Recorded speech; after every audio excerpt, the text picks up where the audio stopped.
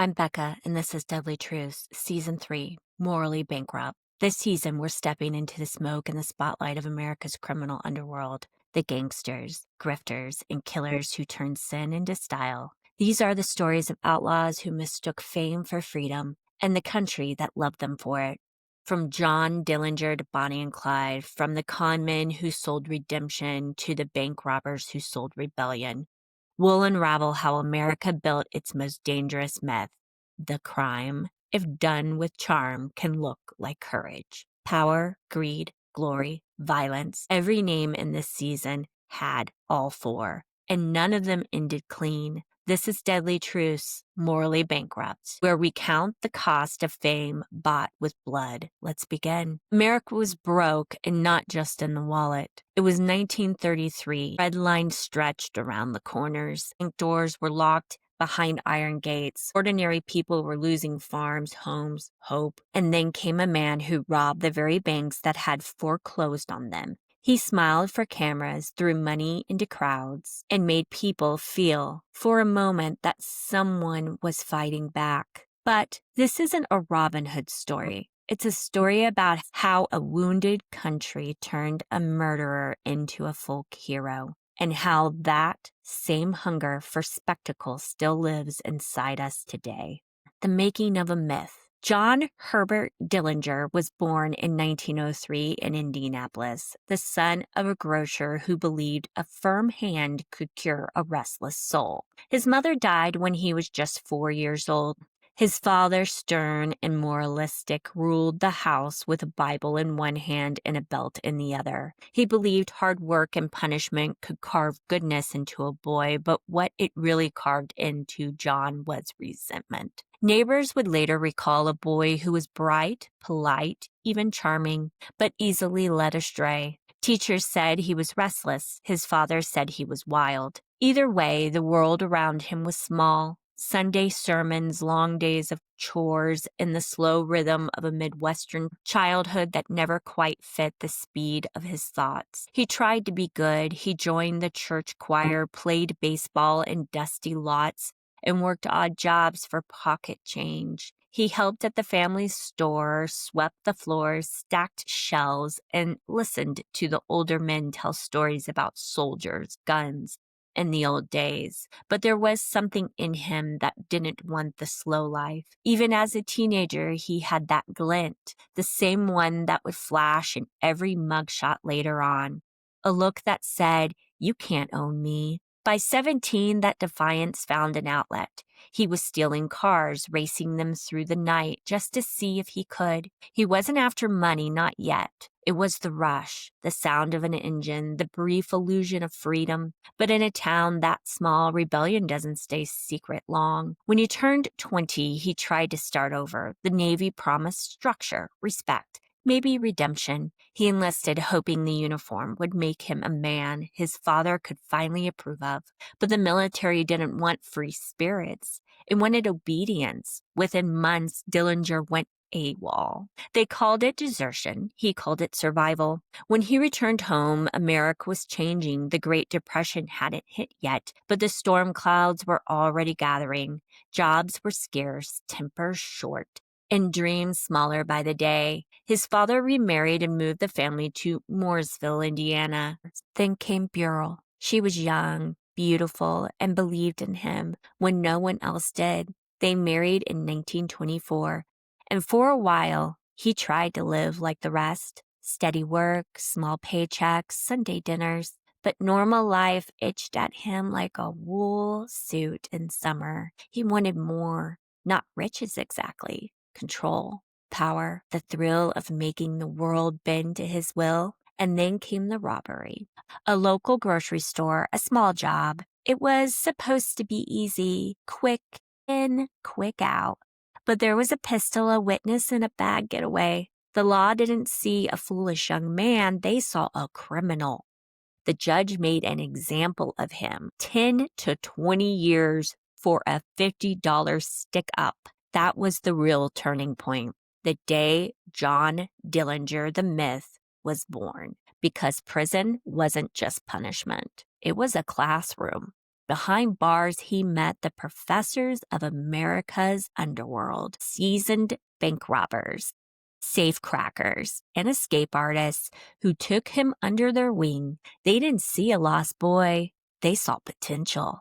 By the time he walked out of that prison, he wasn't the same man who went in. The system had done what it always does when it confuses reformation with confinement. It taught him to survive, to plan, to outthink, and to strike back. The boy from Indianapolis was gone. The outlaw had arrived. Let's talk about the school of crime. In 1924, prisons weren't reform schools. They were finishing academies for the desperate and the damned. A man might go in green, scared, or stupid, but he'd come out with a graduate degree in criminal enterprise. In Dillinger, he enrolled with enthusiasm. He was sent to the Indiana State Reformatory first, then transferred to Michigan City State Prison, a grim gray fortress with walls that looked like they were meant to keep hope out as much as prisoners in. The air inside was thick with sweat, iron, and resentment. Every clang of a cell door reminded him that his father's tough love and the judge's sermon about repentance had all led here, a place where men learned to stop apologizing. But Dillinger wasn't the kind to wither. If he couldn't escape physically, he'd escape mentally. Inside those walls, he met his professors, so to speak. They were older, sharper inmates who recognized potential in the kid with the sharp smile and the restless eyes. Among them were Harry Pierpont, Homer von Metter, Russell Clark, and Charles Mackley, men who had already earned reputations in the underworld for their precision and nerve. They took Dillinger in not as an equal, but as an apprentice. Pierpont especially became a mentor, meticulous, intelligent, and ruthless. He taught Dillinger that crime wasn't chaos, it was logistics. Every successful job started with a plan: casing the bank, learning the schedules, studying escape routes, bribing the right guards.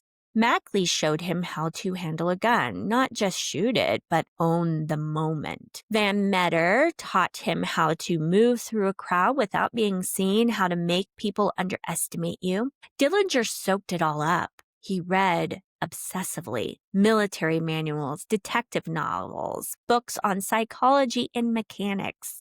He drew maps, memorized blueprints, and he rehearsed imaginary getaways in his cell like other men rehearsed prayers. The guards thought he was restless. They didn't realize he was rehearsing his rebirth. But the real lesson he learned inside wasn't about guns or getaway cars. It was about power. For the first time, Dillinger understood what it meant to be the one giving orders instead of taking them. He saw how control over fear, over people, over the story was more valuable than any loot. The world had told him what to be, and prison taught him to stop listening. He once confided to a fellow inmate, "They made me what I am. They'll pay for it with interest." It wasn't bravado, it was prophecy. Outside the prison walls, America was unraveling. The stock market crashed in 1929.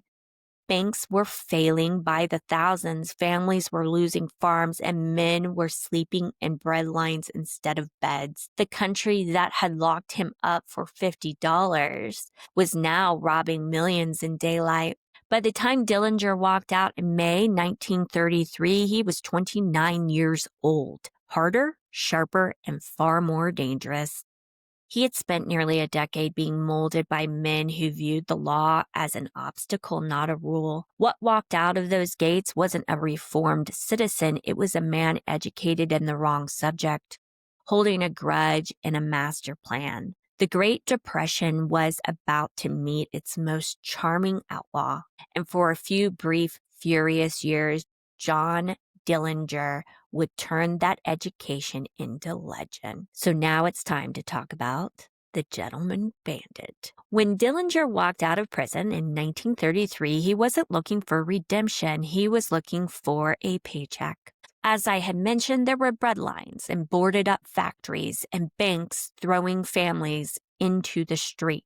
While ordinary men stood in soup lines, Dillinger and his crew were walking into those same banks with machine guns, taking back what America had stolen. At first, the papers didn't know what to make of him. He wasn't crude like the old school killers. He didn't curse or beat his hostages. He was polite, almost charming, a man who smiled as he emptied the vault. One witness recalled that he tipped his hat to a trembling bank clerk and said, "We don't want your money, folks. Just the banks." Another time, he handed a frightened farmer back his few dollars, saying, "Keep it. You'll need it more than they do." The press loved that kind of story. They called him the Gentleman Bandit, the Robin Hood of the Midwest, even public hero #1. And Dillinger didn't argue. He knew that myth was more powerful than truth. He wore tailored suits, slicked his hair, and smiled for the cameras. A criminal who understood publicity before Hollywood did. He laughed in mugshots. He winked at reporters. At a time when men were losing everything, he looked like a man who refused to be broken. His robberies were executed with military precision. His gang, the Pierpont crew, moved like clockwork, in and out in under 2 minutes, everyone knowing their role. They robbed banks across Indiana, Ohio, and Illinois, always one step ahead of the law. They used fast cars, inside connections, and even police uniforms. Some banks didn't realize they'd been robbed until Dillinger was halfway to another state. But he wasn't just stealing money, he was stealing headlines. In a country drowning in despair, he became a symbol. Reckless, defiant, alive. 2 working-class Americans who saw bankers as villains. Dillinger looked like poetic justice in a pinstripe suit. He represented freedom, the fantasy that one man could still beat the system. To J. Edgar Hoover, however, Dillinger represented something else entirely: humiliation. The FBI, still called the Bureau of Investigation, was really young, bureaucratic, and eager to prove itself. Hoover had built his agency on the idea of discipline and respectability. His men wore press suits and carried law books as often as guns, but to the public they looked like amateurs chasing ghosts. Every time Dillinger slipped away, every jailbreak, every gunfight survived, the papers mocked the Bureau as college boys with badges. Hoover took it personally. He saw Dillinger not as a criminal, but as a challenge to his authority, a taunt broadcast on every front page in America. He began reshaping his bureau into something harder, deadlier, and far more political. Machine guns replaced legal pads. The war on crime was born not from justice, but from embarrassment. And Dillinger, without meaning to, had lit the fuse. He wasn't just robbing banks, he was robbing the Bureau of its credibility. He was robbing Hoover of control. And J. Edgar Hoover was not a man who tolerated being made a fool of. What started as a string of clever heists was turning into a national manhunt, one that would end in blood. It's now time to talk about the myth machine. Dillinger's story didn't just make headlines. It fed them. It was gasoline on the fire of a nation desperate for distraction. In the early 1930s, America was collapsing under the weight of its own despair. Banks had failed, homes were vanishing, and men who'd worked all their lives now were begging for food, their pride evaporating with every empty bowl. What they needed wasn't another sermon about hard work. They needed a fantasy. Enter Dillinger. The newspapers turned him into exactly what the public craved: a handsome outlaw thumbing his nose at the system that had broken them. They printed his picture like a movie poster: the slick hair, the sly grin, the confident eyes of a man who never bowed to anyone. He was the anti-banker, the Depression's dark folk hero, a man who took back from the institutions that took from everyone else. Hollywood joined in. Movie theaters ran double features about romantic gangsters and fast-talking rebels who shot their way to freedom. Warner Brothers screenwriters studied his exploits for inspiration. To the public, Dillinger wasn't a criminal, he was an idea. defiance dressed in a suit. But the truth behind the headlines was darker. His robberies were not victimless. Guards did die. Bank tellers developed tremors that lasted the rest of their lives. Innocent bystanders were caught in crossfire. He was not Robin Hood, and he didn't give anything back to the poor. He was a narcissist who believed his own myth, a man convinced that the rules did not apply to him. Dillinger saw himself as the lead in a movie that no one else had agreed to star in. He liked being watched. He craved it. When he escaped from the supposedly escape-proof Crown Point jail using a carved wooden pistol blackened with shoe polish, the nation gasped. The newspaper called it Dillinger's magic gun. Photographers captured him grinning like a vaudeville performer as he strutted past guards who had just been made fools of. That smirk, that blend of arrogance and delight, was his signature, and America couldn't look away. Every time he humiliated the law enforcement, ticket sales at movie theaters spiked. Radio hosts speculated about his whereabouts like sportscasters calling a game. Songs were written in his name. He became the embodiment of a dangerous illusion that rebellion and righteousness were the same thing. People didn't just follow his crimes, they rooted for him. They mistook his charm for courage, his cruelty for confidence. In an age of hopelessness, he looked like control, and control, even in the hands of a killer, was something the public longed to believe in. So they cheered him on. They made him a myth. And once America starts building a myth, it never stops. Not until there's a body to bury. And this leads us to the women and the illusion of loyalty. Dillinger's story would be incomplete and perhaps less seductive without the women who orbited his chaos. They softened his image, humanized the monster, and in the end paid for his myth with their lives and reputations. To the public, they were romantic figures, moles, lovers, accomplices, but in truth, they were the mirrors that reflected who Dillinger really was, a man who mistook charm for love and loyalty for possession. There was Mary Evelyn Billy, the quiet young woman he met in Chicago's dance hall in 1933. She was half Native American, half French, with dark eyes and a shy smile that disarmed even him. She had worked as a waitress, a nurse's aide, the kind of jobs that kept her close to people but far from safety. When she met Dillinger, she saw not the fugitive, but the man beneath the headlines. Witty, wounded, magnetic. He promised her adventure, maybe even love. She followed him from town to town, tending to his wounds, sewing his clothes, and cleaning his guns. When he was shot in St. Paul, she stitched him up by lamplight, whispering prayers over a man who didn't believe in anything except escape. She hid him in safe houses, drove getaway cars, and faced federal raids with quiet terror. To the outside world, she was his partner in crime. Inside that illusion, she was a woman trying to save a man who didn't want saving. When she was finally captured in 1934, porters swarmed her like she was a celebrity. They asked if she regretted it. She smiled sadly and said, "I'd do it all again." But her letters from prison tell a different story, one written in ink and loneliness. They reveal a woman grieving not just for Dillinger, but for the person she'd become while loving him. She believed she was protecting the man she loved. In reality, she was protecting the image he loved more than her. And Billy wasn't the first or the last. Before her, there was his wife, one and only, Beryl.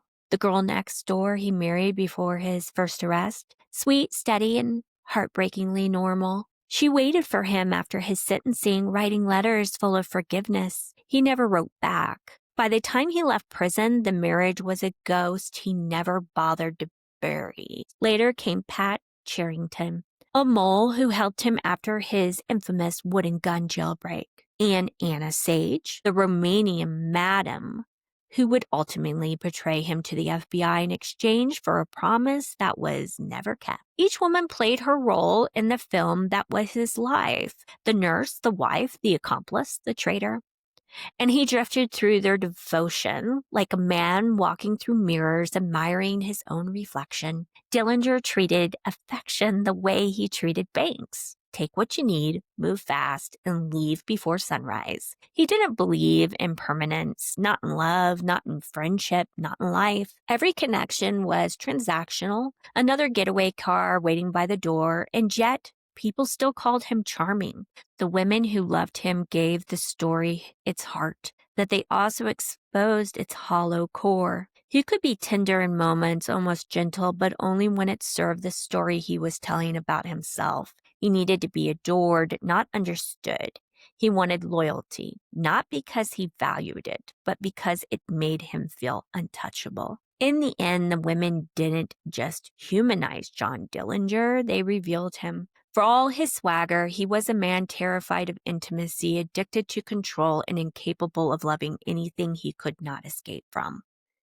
And that pattern of taking, fleeing, and leaving wreckage behind tells you everything you need to know about who he really was. It leaves us with public enemy number one. By the summer of 1934, Dillinger had become too famous to live. His name was linked in every newspaper, his grin splashed across every front page, his legend retold in every diner and pool hall in America. He was not just a criminal anymore. He was a cultural phenomenon, and that made him dangerous in more ways than one. Hoover saw an opportunity. His Bureau of Investigation was young, underfunded, and desperate for legitimacy.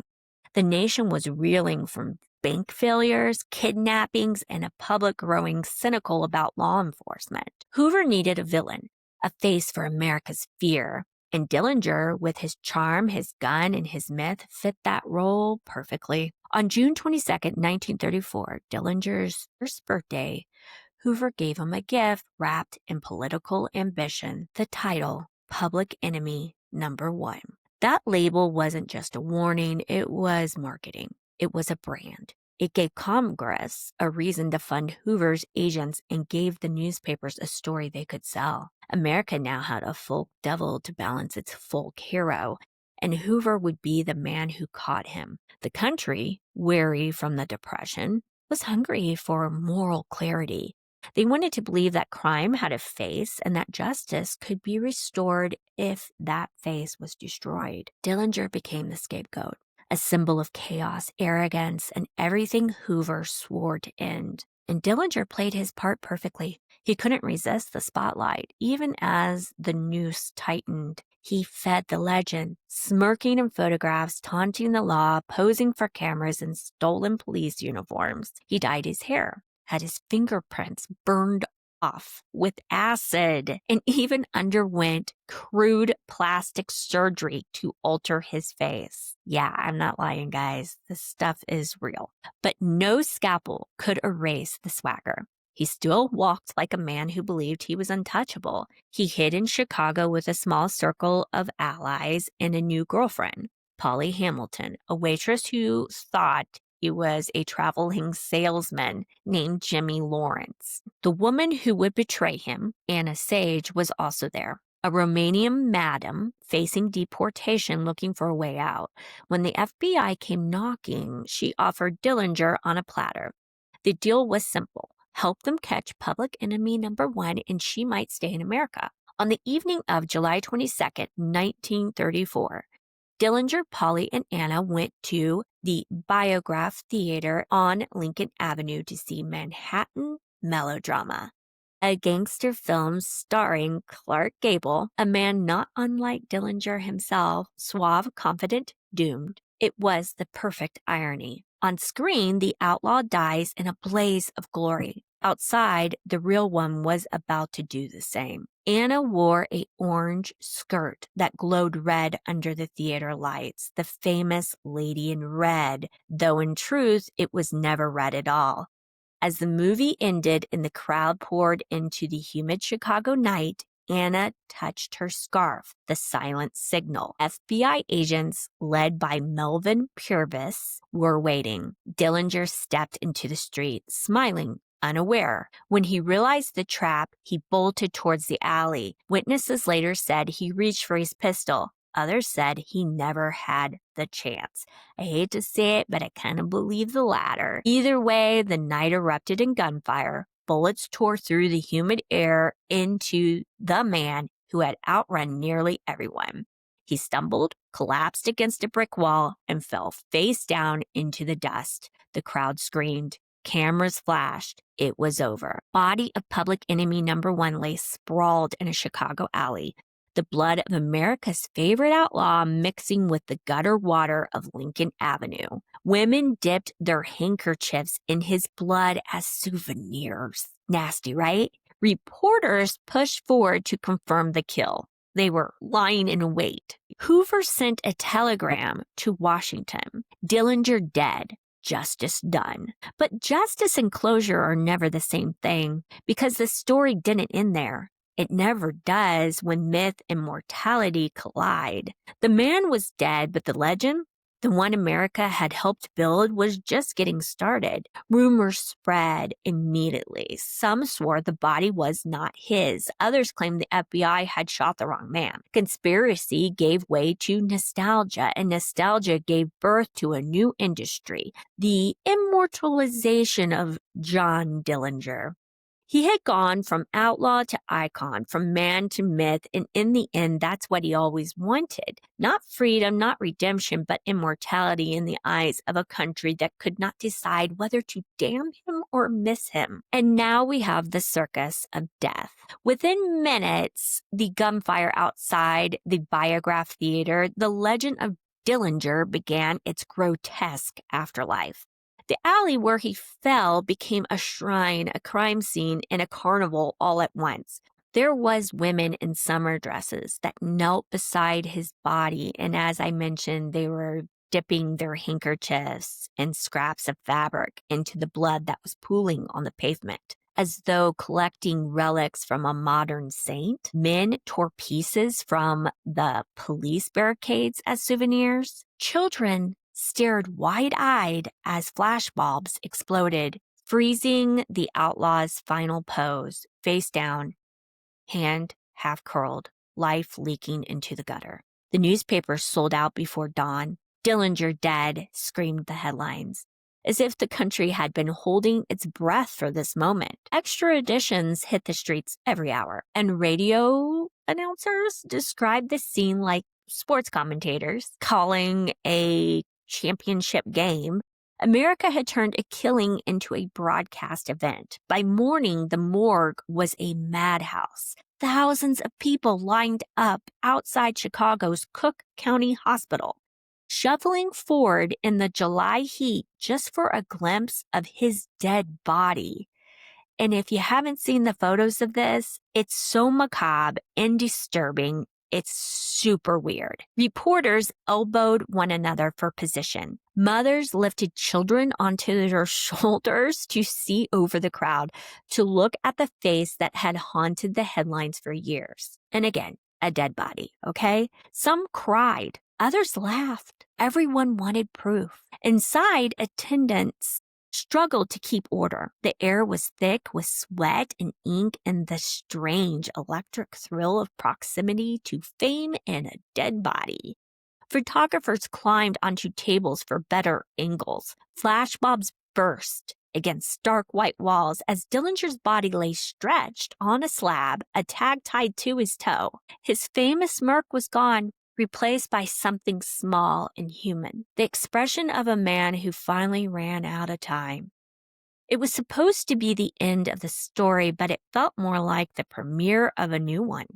Reporters described it as if they were in a theater. Crowds pressed against the glass viewing window, whispering as though they were watching the curtain fall on a play they didn't want to end. The morgue had become a sideshow.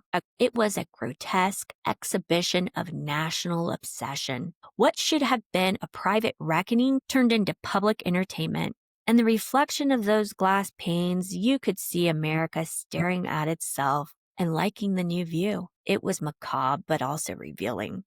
The same country that condemned violence now treated it like spectacle.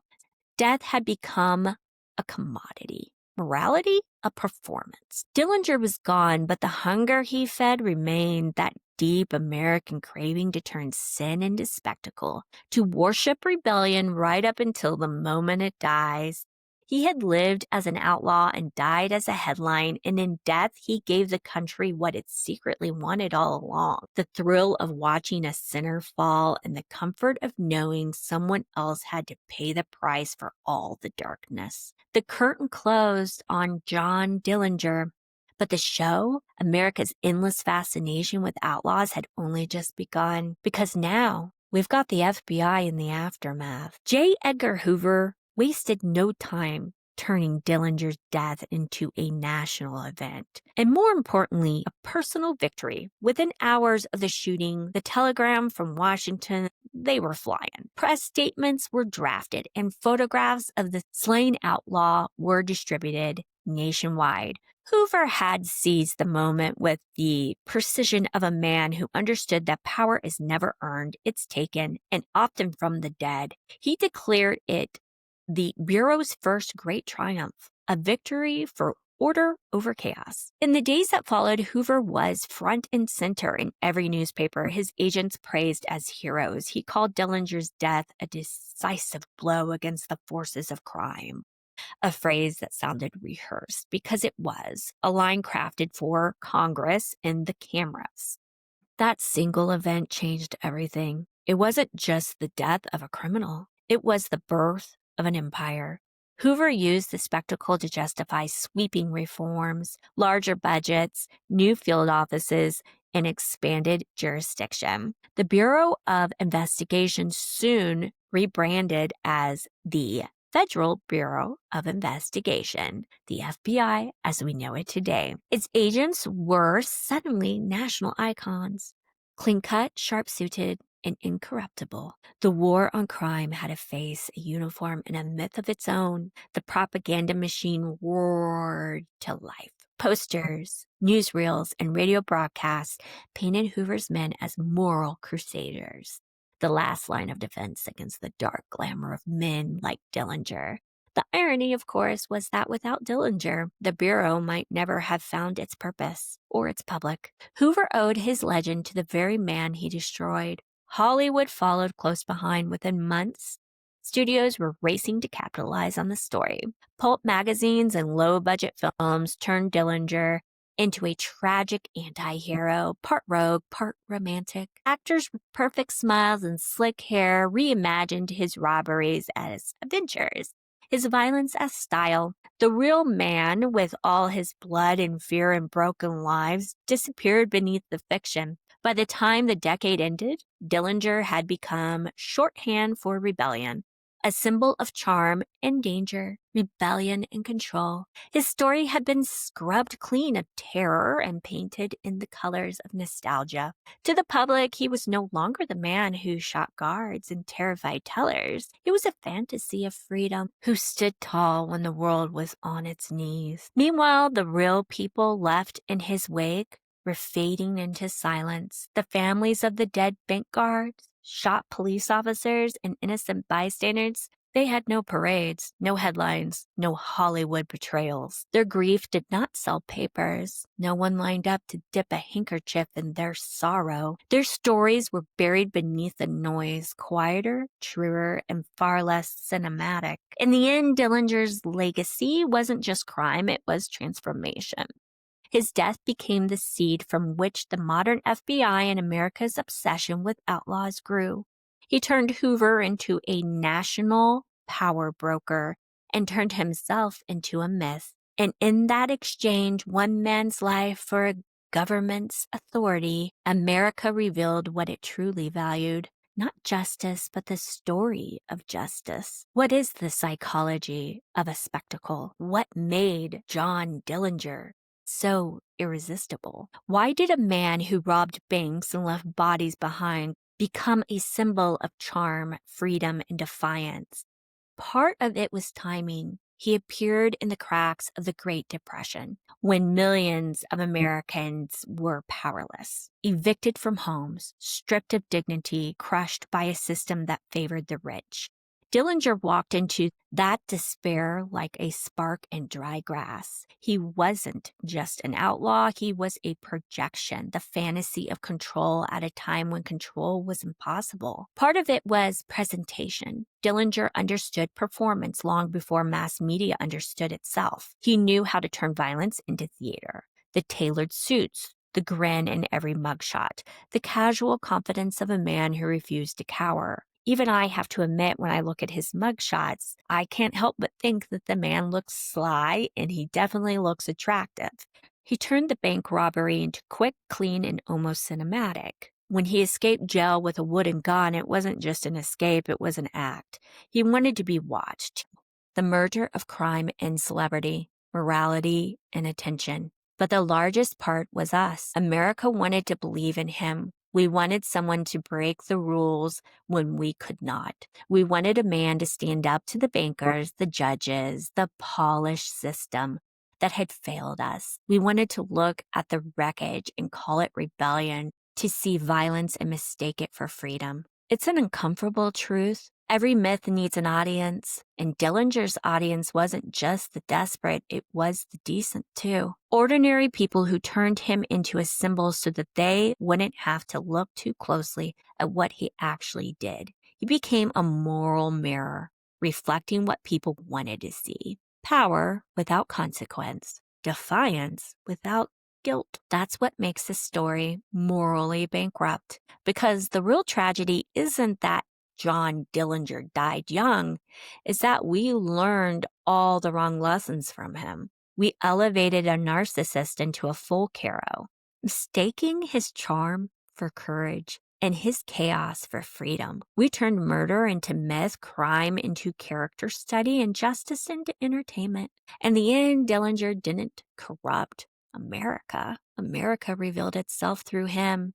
Its fascination with power, its worship of rebellion, its addiction to spectacle. And if you look closely enough, you'll see that the story never really ended. It just changed names. Every generation finds its own Dillinger. Someone to hate, someone to worship, someone to watch fall. Because in the end, it's not the outlaw we're obsessed with. It's the reflection of ourselves staring back from his story, daring, defiant, and just a little bit in love with the chaos.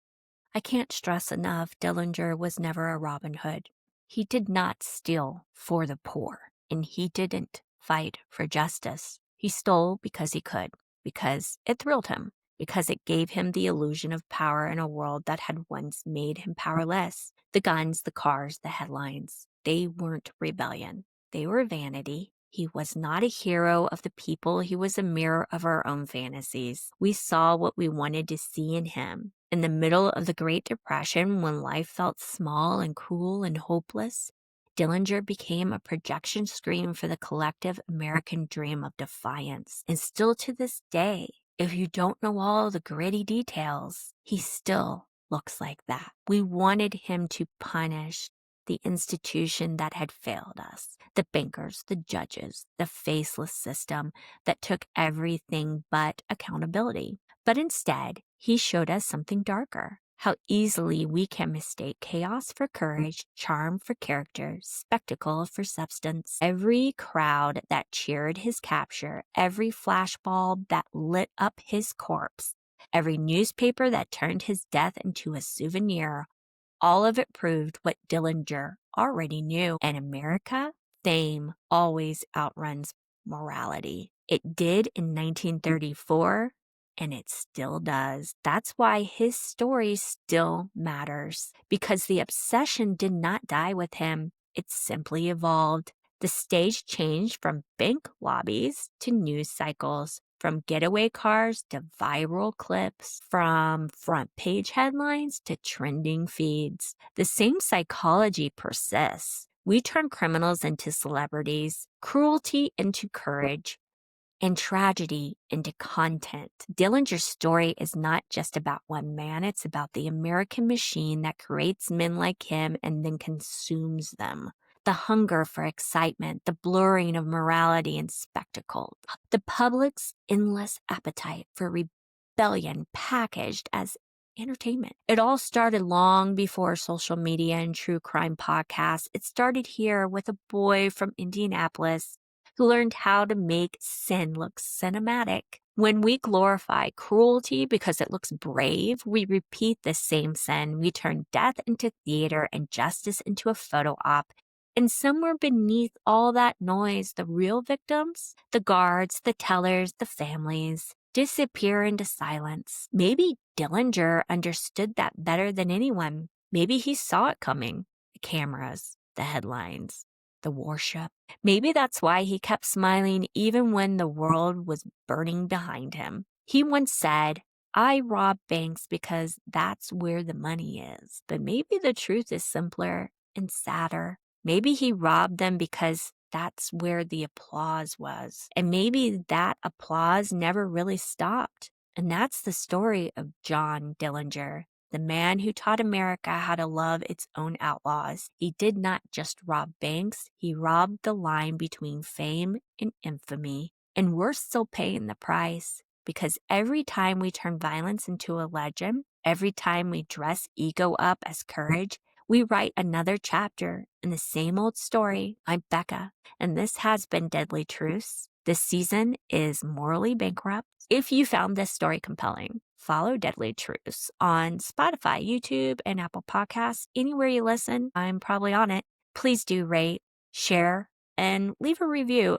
It helps keep these forgotten histories alive and me telling the stories. Next time, we're going to discuss, and this one is a classic, two young lovers with nothing to lose and a trunk full of bad ideas. Episode 2 is going to be The Lovers and the Lie, Bonnie and Clyde, because there is a lot to unpack there. As always, thank you for listening and thanks for your time.